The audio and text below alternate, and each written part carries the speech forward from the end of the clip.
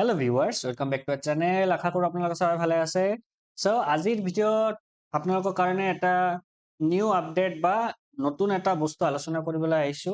So এই আপডেটটো বা নতুন কথাটো হৈছে নিউ ৰিক্ৰুটমেন্ট 2026-27 চনত টিচাৰ ৰিলেটেড কিমান পোষ্ট ওলাবলৈ যাই আছে। এইটো আমি আলোচনা কৰিম।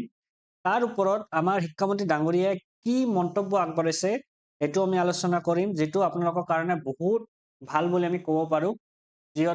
যিবিলাক ক্যান্ডিডেটে বহুত দিনৰ পৰা অপেক্ষা কৰি আছে, যিসকল ক্যান্ডিডেটে নিউকে বিএড বা ডিএলএড কমপ্লিট কৰিছে, তাৰ কাৰণে এইটো বহুত এটা ভাল ইয়াৰ হ'বলৈ যাই আছে 2026-2027 চনত।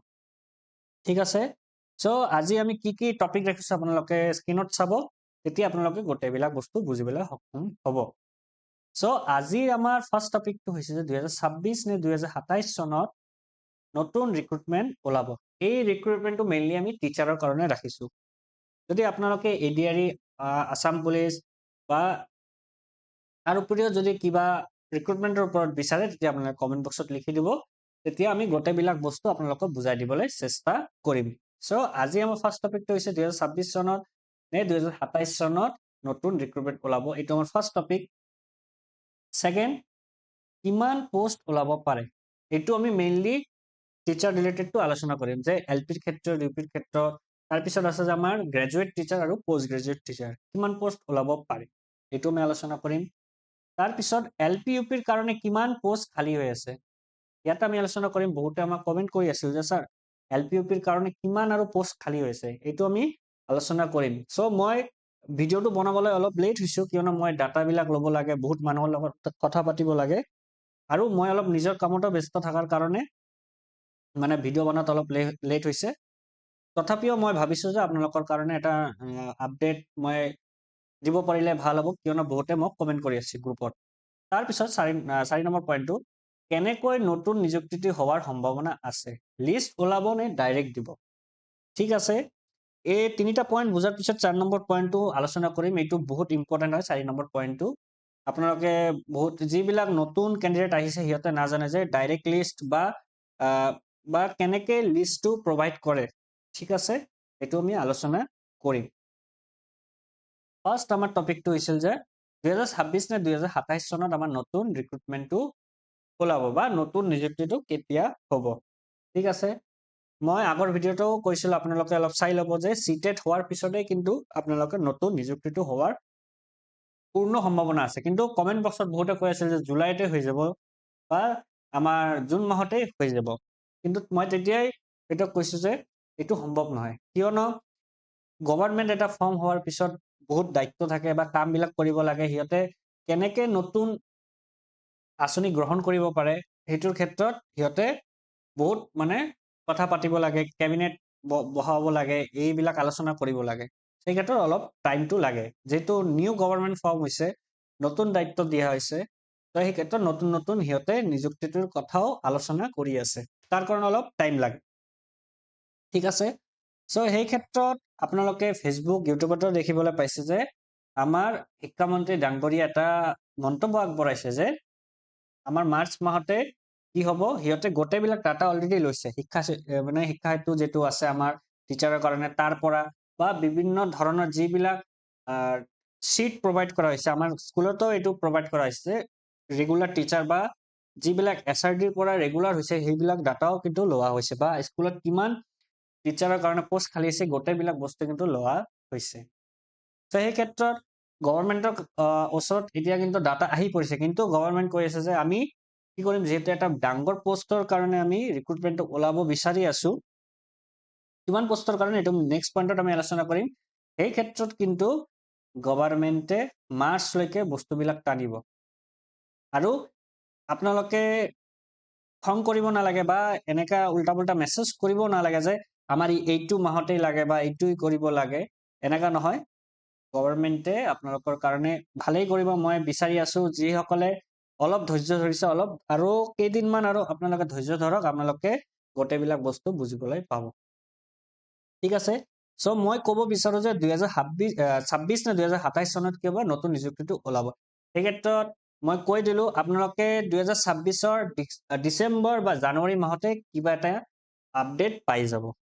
তাৰ কাৰণে বা মই কি বহুত বিলাক ইউটিউব টিচাৰ বা যিসকলে কাম কৰি আছে ইউটিউবত সিহঁতে কিন্তু এইটোৰ কাৰণে চেষ্টা কৰি আছে যাতে নৱেম্বৰ বা ডিচেম্বৰৰ ভিতৰতে এটা নটিচ কিবা আহি যাওক তাৰ পিছতে আপোনালোকে সবে কি হৈ যাব চিন্তামুক্ত হৈ যাব গোটেইবিলাক ঠিক আছে তো বুজি পালে 2026 ডিসেম্বৰত বা 2027 জানুৱাৰী ফেব্ৰুৱাৰী বা মাৰ্চৰ ভিতৰত আপোনালোকে গোটেইবিলাক বস্তু বুজিবলৈ পাব আৰু মই আপডেট দি থাকিম আপোনালোকে চেনেলটো সাবস্ক্ৰাইব কৰি ৰাখিব ঠিক আছে বুজি পালে যে কেতিয়া নতুন ৰিক্ৰুটমেন্ট ওলোৱাৰ সম্ভাৱনা আছে 2026 ডিসেম্বৰ বা 2027 মাৰ্চৰ ভিতৰত আপোনালোকে গোটেইবিলাক বস্তু ক্লিয়াৰ হৈ যাব তাৰ পিছত কিমান পোষ্ট ওলাব পাৰে ঠিক আছে গভৰ্ণমেণ্টে যেটো কি কৈছিল 2 লাখ কি কৰিব আমাৰ পোষ্ট ওলাব ইয়াতে গোটেইবিলাক এড হৈ আছে মানে এলপিইউপি জিটি পিজিটি এডিআৰই আৰু বহুত কেইটা পোষ্ট যিবিলাক থাকে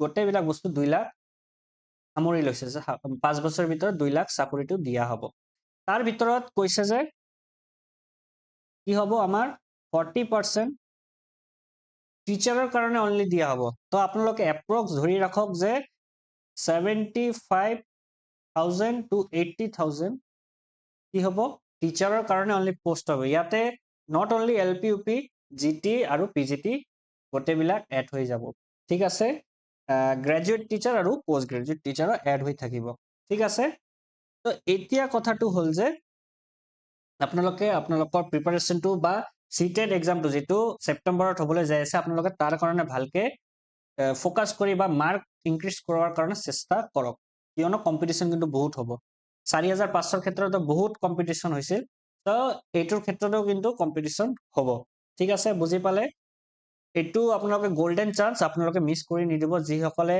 অলপ মাৰ্কৰ কাৰণে ৰখি গৈছে আপোনালোকে সেপ্টেম্বৰ মাহত সিটেটটো দি কেনে আপোনালোকে মাৰ্কটো ইনক্ৰিজ কৰিব আৰু আপোনালোকে যদি কিবা অসুবিধা হয় মোৰ এটা গ্ৰুপ আছে মই আপোনালোকক তাতে মোৰ নম্বৰটো দিম বা লিংকটো তলত মই দিম আপোনালোকে তাতে যাই এড হৈ যাব ঠিক আছে কিবা আপডেট আহিলে মই গ্ৰুপতে কৈ দিও 3 নম্বৰ পইণ্টটো এতিয়া আপোনালোকে চাব যে এলপিইউপিৰ কাৰণে কিমান পোষ্ট খালি হৈ আছে অনলি এলপিইউপিৰ কাৰণে ঠিক আছে তো আপোনালোকে ধৰি ৰাখক যে 25,000 to 30,000 এলপিইউপিৰ কাৰণে কিন্তু পোষ্ট খালি হৈ আছে তাৰ ওপৰত আছে জিটি আৰু পিজিটি এলপিইউপিৰ কাৰণে অনলি 25,000 to 30,000 পোষ্ট খালি হৈ আছে তো আপোনালোকে এই চান্সটো মিস কৰি নিদিব মই আপোনালোকক বাৰ কৈ আছো আপোনালোকে মাৰ্কটো বঢ়াই লওক তেতিয়া কিন্তু আপোনালোকৰ কাৰণে ভাল হ'ব ঠিক আছে আৰু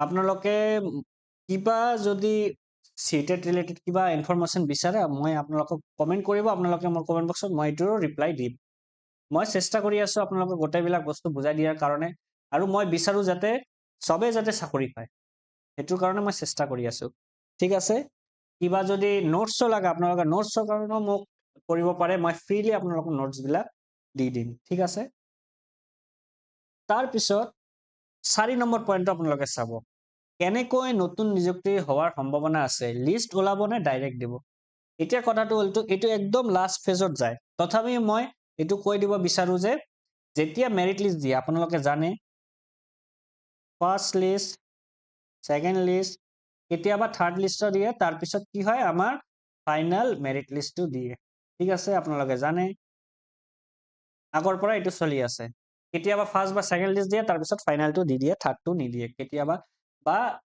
ফাৰ্স্ট সেকেন্ড থাৰ্ড দি ফাইনালটো দিয়ে ঠিক আছে এইটো আপোনালোকে জানে এতিয়া কথাটো হলটো এই কথাটো লোৱাৰ মেইন ৰিজনটো হৈছে যে 5,500 যেটো পোষ্ট আছিল টিচাৰৰ ক্ষেত্ৰত 5,000 যেটো পোষ্ট আছিল 4,500 আগৰ পোষ্টটো মানে কিমান পোষ্ট আছিল 5,550টা পোষ্ট ঠিক আছে এইটো পোষ্টটো কি আছিল মানে ৰিক্ৰুটমেন্ট দিয়াৰ ক্ষেত্ৰত 2 বছৰৰ ওপৰৰ সময় লাগি গৈছিল বা 2 বছৰই লাগি গৈছিল তো লাগাৰ কাৰণ হৈছে ইয়াতে বহুত কেইটা কেছ হৈ গৈছিল কেছ হোৱাৰ কাৰণে এই ৰিক্ৰুটমেন্টটো বহুত ডিলে হৈ গৈছিল তো তাৰ পৰা গভৰ্ণমেণ্টে কি কৰিলে সিহঁতে কি কৰিলে ডাইৰেক্ট বস্তুটো মানে পাবলিশ কৰি দিয়াৰ বিপৰীতে সিহঁতে কি কৰিলে ইন্ডিভিজুৱেলি মানে দিয়া শুৰু কৰিলে যে আপোনালোকে নিজৰ মাৰ্কটো নিজে দেখিব পাৰিব বেলেগে দেখিব নোৱাৰে সেই ক্ষেত্ৰত বেলেগে আৰু কেছ কৰিব নোৱাৰে বা কিবা গণ্ডগোল কৰিব নোৱাৰে এইটোৰ ক্ষেত্ৰত 4500 আমি এনেকা দেখিবলৈ পাইছো যে আপোনালোকে নিজৰ মাৰ্কটো নিজেই দেখিব পাৰে, বেলেগে দেখিব নোৱাৰে, ADR নিচিনা। ঠিক আছে, সেই ক্ষেত্ৰত মানে 4500 মই ক'বলৈ গ'লে 1 বছৰমান লাগিছে ৰিক্ৰুটমেণ্ট ফিনিছ হোৱাৰ ক্ষেত্ৰত। চ' এইটো কম লগা ৰিজনটো হৈছে 4500 ক্ষেত্ৰত যে যেহেতু মানে মাৰ্কটো ডাইৰেক্ট লিষ্ট দিয়া হোৱা নাই বা নেম লিষ্টটো দিয়া হোৱা নাই, তাৰ কাৰণে কি হৈছে গোটেইবিলাক ষ্টুডেণ্টে নিজৰ মাৰ্কটো নিজে দেখিবলৈ পাইছে, বেলেগে দেখিবলৈ পোৱা নাই। তো এই ক্ষেত্ৰত বহুতে কৈ আছে যে আমাৰ আগৰ বস্তুটো লাগে, আৰু বহুতে কৈ আছে যে ভালেই হৈছে আমাৰ কাৰণে, যেহেতু কেছ হোৱা নাই, আমাৰ ৰিক্ৰুটমেণ্টটো মানে জল্দিকে হৈছে। তো এতিয়া কথাটো হ'ল যে আপোনালোকে কমেণ্ট কৰিব যে আপোনালোকে পুৰণি যিটো মানে মেৰিট লিষ্ট দিয়াৰ প্ৰথাটো আছিল, এইটো আপোনালোকে বিচাৰে নে নতুনকে যিটো আহিছে নিজৰ মাৰ্কটো নিজেই দেখিবলৈ পায়, বা আপোনালোকে ফাইনেল লিষ্টত নাম আহিছে নে নাই খালি নিজেই দেখিবলৈ পায়, সেইটোৰ ক্ষেত্ৰত আপোনালোকে কমেণ্ট কৰিব। সেই ক্ষেত্ৰত মই যিটোৰ ওপৰত বেছি কমেণ্ট পাম তাৰ ওপৰত এটা ভিডিঅ' বনাই দিবলৈ চেষ্টা কৰিম যে কোন প্ৰচেছটো ভাল আছিল বা কোন প্ৰচেছটো ভাল নহয়। ঠিক আছে, বুজি পালে? আজি 4টা পইণ্ট লৈছো আপোনালোকৰ কাৰণে। আপোনালোকেও যদি কিবা আৰু কনফিউজন থাকে যে এই 4টাৰ ভিতৰত যদি কিবা কনফিউজন থাকে আপোনালোকে কমেণ্ট কৰিব, মই এইটো ৰিপ্লাই দিবলৈ চেষ্টা কৰিম।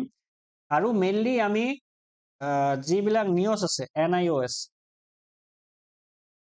তাৰ কাৰণে এটা আমি ভিডিঅ' বনাম। সিহঁতৰ বহুত কেণ্ডিডেট আছে বা যিসকলৰ এজ যাবলৈ ধৰি আছে তাৰ কাৰণে আমি এটা ভিডিঅ' বনাবলৈ চেষ্টা কৰিম।